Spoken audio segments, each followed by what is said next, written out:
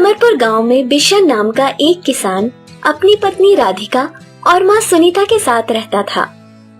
बिशन बहुत मेहनती था और अपने खेतों से अच्छी कमाई कर लेता था, मगर अच्छी कमाई करने के बावजूद उसके पास एक पैसा नहीं बचता था, क्योंकि उसकी माँ और पत्नी दोनों को ही सोना पहनने का बहुत शौक था। वे दोनों सोने के लिए हमेशा ही पागल रहती थीं। सुनो जी, इस फसल पर मेरे लिए सोने के गहने बनवा देना। अगर नहीं बनवाए तो आपसे कभी बात नहीं करूंगी। हाँ, पत्नी के लिए तो कंगन बनवा देगा, पर क्या माँ के लिए कुछ नहीं बनवाएगा? मेरे लिए तो बस एक सोने की चेन ही बनवा देना। माँ की ये बात सुनकर बिशन उलझन में पड़ जाता है और उन्हें समझाते हुए कहता है, फसल आती नहीं कि उससे पहले तुम दोनों की मांगे आना शुरू हो जाती हैं। इस फसल पर मैं तुम दोनों के लिए कुछ नहीं बनवा पाऊंगा। क्यों बेटा, क्यों नहीं बनवा पाएगा? फसल तो बहुत बढ़िया हुई है, फिर भी तू ऐसा क्यों बोल रहा है भला? इस फसल के पैसों से मुझे खेत में नलकूप लगवाना है। खेती के लिए पानी की बहुत दिक्कत उठानी पड़ रही है अम्मा। ये सुनते ही राधिका जोर जोर से रोने लगती है। मुझे सोने के कंगन नहीं मिले ना तो मैं अपने मायके चली जाऊंगी और कभी वापस नहीं आऊंगी, और मैं सारे गांव से चीख चीख कर कहूंगी कि मेरा बेटा निकम्मा है। बहू की तो हर इच्छा पूरी करता है, पर मुझे छोटी छोटी चीजों के लिए तरसाता है। ये कहकर सुनीता भी रोने लगती है और उनको इस तरह रोते देखकर बिशन खेत में नलकूप लगवाने की बात को भूल जाने पर मजबूर हो जाता है। तुम दोनों रोना बंद करो। मैं खेत में नलकूप लगवाने की बात भूल गया हूँ। मैं तुम दोनों के लिए सोने के जेवर बनवाऊंगा, खेत में नलकूप नहीं लगवाऊंगा। अब तो खुश? ये सुनकर राधिका और सुनीता दोनों रोना छोड़कर खुशी से उछलने लगती हैं। मैं तो बोलूं कि आप जैसा पति चिराग लेकर ढूंढने से न मिले, और तेरे जैसा बेटा तो कोई लाखों करोड़ों में भी ना होगा। जुग जुग जियो मेरे लाल। राधिका और सुनीता के सोने के प्रति इस पागलपन के कारण बिशन अक्सर दुखी रहता था और हमेशा भगवान से एक प्रार्थना करता था, हे भगवान, कुछ चमत्कार कर, मेरी माँ और पत्नी के सिर से सोने का भूत उतार, या फिर उन्हें इतना सोना दे कि उनकी सोने की भूख ही मिट जाए। जब तक ऐसा नहीं होगा मेरी परेशानियां कम नहीं होंगी। जिस समय बिशन ये कह रहा होता है, वहाँ एक परी घूम रही होती है। परी उसकी बात सुन लेती है और उस पर तरस खाने लगती है। परी अपनी जादुई छड़ी घुमाती है और तुरंत बिशन के घर जा पहुंचती है। अरे देखो तो सासू माँ, ये तो सोने की परी लगती है। हाँ, लगती तो सोने की परी है। अरे कौन हो तुम? मैं सोने की नगरी की रानी सोना परी हूँ। क्या तुम दोनों को सोना चाहिए? ये सुनकर राधिका और सुनीता दोनों सास बहू पागल सी हो जाती हैं। हाँ हाँ, हमें सोना चाहिए। हमें तो खुद से ज्यादा सोने से प्यार है। क्या तुम हमें ढेर सारा सोना दे सकती हो? मैं तुम्हें सोने की नगरी में भेज दूंगी। वहाँ तुम्हें सोना ही सोना मिलेगा, ढेर सारा सोना। बोलो, भेज दूं तुम्हें वहाँ? ये सुनकर राधिका और सुनीता दोनों को सोने के लालच में कुछ नहीं सूझता।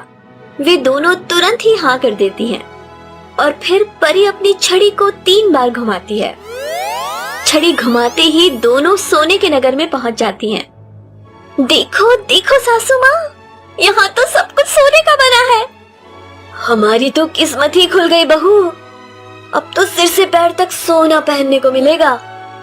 तभी वहाँ कई दासियां आती हैं और एक दासी उनसे पूछती है, आपको प्यास लगी हो तो शाही शरबत ले आऊं, और भूख लगी हो तो सोने के बर्तन में भोजन परोस दूं। नहीं नहीं, हमें भूख प्यास नहीं लगी है। तो फिर क्या लाऊं? गहने लेकर आओ, सोने और हीरे जवाहरात से बने गहने। हम तो सिर से पैर तक सोने के गहने पहनेंगी। ये सुनकर दासी ताली बजाती है और उनके सामने सोने के कीमती गहनों का ढेर लग जाता है। दोनों सास बहू गहने पकड़कर घमंड में इतराने लगती हैं। देख देख बहू, और बता मैं कैसी लग रही हूँ?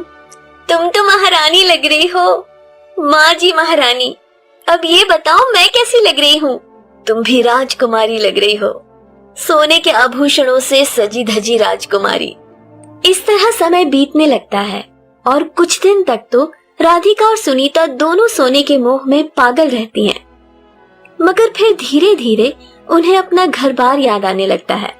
बहू, सोने की इस नगरी में सोना तो बहुत है, मगर घर बार और अपनों का प्यार नहीं है। हाँ माँ जी, मुझे तो आपके बेटे की बहुत याद आती है। मुझे भी उसकी चिंता सताने लगी है, न जाने कैसा होगा मेरा लाल। ये कहकर सुनीता रोने लगती है और तभी वहाँ एक दासी आ जाती है। क्या हुआ माँ जी, आप रो क्यों रही हैं? मुझे मेरे बेटे की बहुत याद आती है। अब तो आप उन्हें भूल ही जाइए, क्योंकि आप दोनों सोने की नगरी से कभी वापस उनके पास नहीं जा सकती। ये कहकर दासी चली जाती है और उसके जाने के बाद सुनीता अपने बहू से कहती है, बहू, लगता है हम दोनों सोने की इस नगरी में फंस चुकी हैं और अब यहाँ से कभी नहीं निकल पाएंगी। हमने सोने के लालच में आकर सब कुछ गंवा दिया माँ जी। इस सोने के लालच में उनको कितना परेशान किया। मुझे तो अब इस सोने से नफरत हो गई है। नफरत तो मुझे भी हो गई है। मैं तो अभी सारा सोना उतार कर फेंक देती हूँ। ये कहकर दोनों सोने के सब गहने उतार कर फेंकने लगती हैं और तभी वहाँ परी आ जाती है। अरे, ये क्या कर रही हो? क्या तुम्हें सोने से मोह नहीं रहा? आग लगे ऐसे सोने को जो अपनों से दूर कर दे और लालच के अंधे कुएं में धकेल दे। ये कहकर सुनीता रोने लगती है और राधिका परी से हाथ जोड़कर कहती है, हमें सोना नहीं चाहिए, हमें तो अपने घर परिवार और उसकी खुशियां चाहिए। हम सोना तो क्या किसी भी चीज का लालच नहीं करेंगे। बस हमें सोने की नगरी से आजाद कर दो, हमें हमारे घर भेज दो।